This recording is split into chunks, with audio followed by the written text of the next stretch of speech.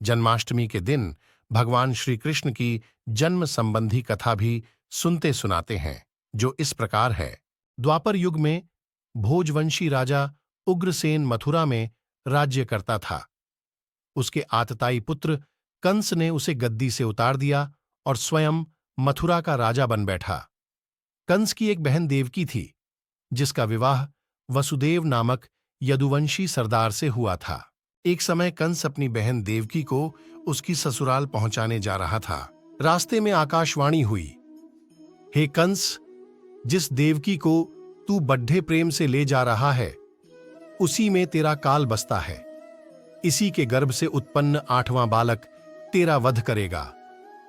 यह सुनकर कंस वसुदेव को मारने के लिए उद्यत हुआ।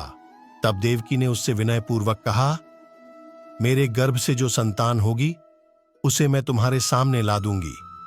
बहनोई को मारने से क्या लाभ है।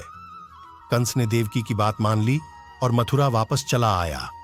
उसने वसुदेव और देवकी को कारागृह में डाल दिया। वसुदेव देवकी के एक एक करके 7 बच्चे हुए और 7 को जन्म लेते ही कंस ने मार डाला। अब 8वां बच्चा होने वाला था। कारागार में उन पर कड़ीडीढ़े पहरे बैठा दिए गए। उसी समय नंद की पत्नी यशोदा को भी बच्चा होने वाला था।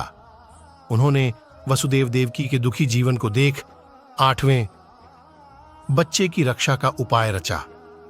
जिस समय वसुदेव देवकी को पुत्र पैदा हुआ, उसी समय संयोग जिस कोठरी में देवकी वसुदेव कैद थे, उसमें अचानक प्रकाश हुआ और उनके सामने शंख, चक्र, गदा, पद्म धारण किए चतुर्भुज भगवान प्रकट हुए। दोनों भगवान के चरणों में गिर पड़े। तब भगवान ने उनसे कहा, अब मैं पुनः नवजात शिशु का रूप धारण कर लेता हूं। तुम मुझे इसी समय अपने मित्र नंद जी के घर वृंदावन में भेज आओ और उनके यहां जो कन्या जन्मी है उसे लाकर।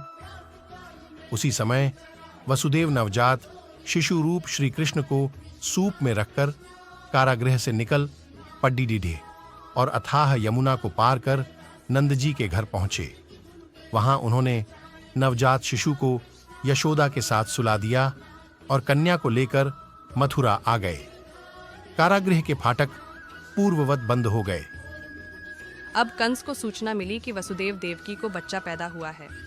उसने बंदी गृह में जाकर देवकी के हाथ से नवजात कन्या को छीनकर पृथ्वी पर पटक देना चाहा, परंतु वह कन्या आकाश में उड़ गई और वहां से कहा, अरे मूर्ख, मुझे मारने से क्या होगा।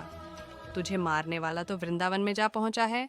वह जल्द ही तुझे तेरे पापों का दंड देगा। यह है कृष्ण जन्म की कथा।